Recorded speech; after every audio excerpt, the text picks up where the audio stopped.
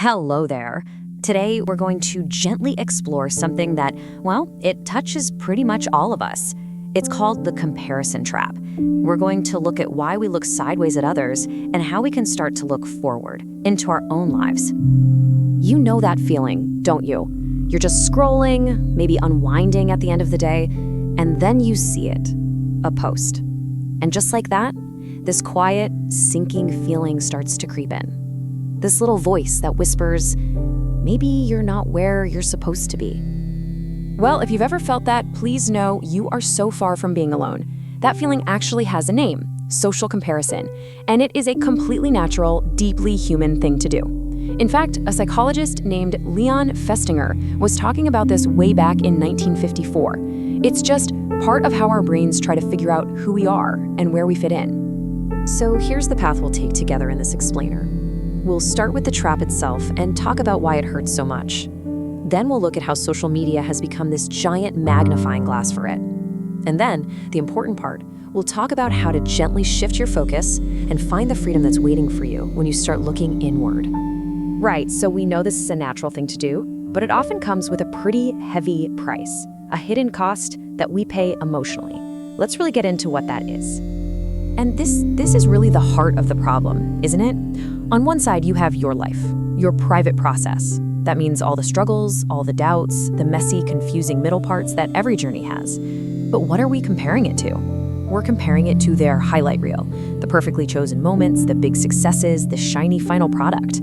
It's a completely unfair comparison when you think about it. And that unfair judgment, it really takes a toll on us. Research has shown again and again that this habit is tied to lower self-esteem, to more anxiety, and even depression. It's what feeds that nagging feeling of being inadequate, that sense of always being dissatisfied, and that heavy, heavy feeling that somehow you're just not good enough.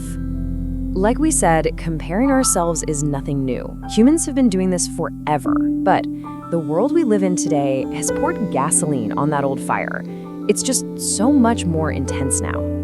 And here's why. These platforms we use every day, they are literally built to showcase highlight reels. It's an endless parade of curated perfection. And what that does is it supercharges what psychologists call upward comparison, where we're constantly looking at people who seem to have it better. And almost every single time, it just makes us feel worse. This ends up creating this really powerful feedback loop. You see all these perfect lives, which creates totally unrealistic expectations for your own life. This makes you compare upward even more, which then just strengthens that awful feeling of being left behind. It's a cycle, and it can be really tough to step out of. Okay, so what do? We see the trap. So how do we get out? Let's talk about a gentle way forward, because the idea isn't to fight this feeling, but to just change our relationship with it. And this is the most important part. Please hear this.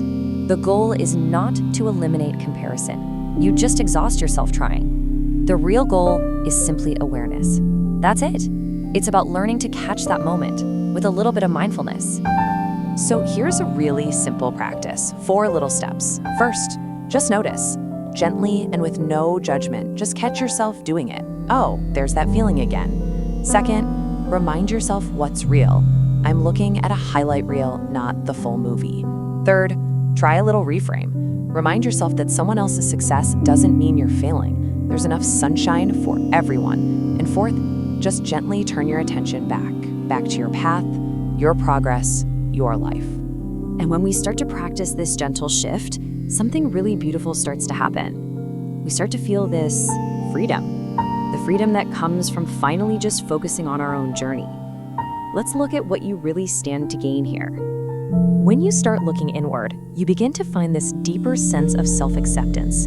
That constant hum of anxiety and envy, it starts to get quieter. And you realize you have so much more mental energy because you're not wasting it looking over your shoulder. All of this leads to a sense of self-worth that is grounded, solid, one that doesn't change based on what somebody else is doing. I love this quote. Comparison drains emotional and cognitive energy. Without it, you can direct your attention toward personal growth. Just think about that. It's about taking all that energy back and pouring it into what truly matters, your own growth, your own life. So, I'll leave you with this one simple question to reflect on. At the end of the day, Whose yardstick are you using to measure your life? Is it theirs or is it your own?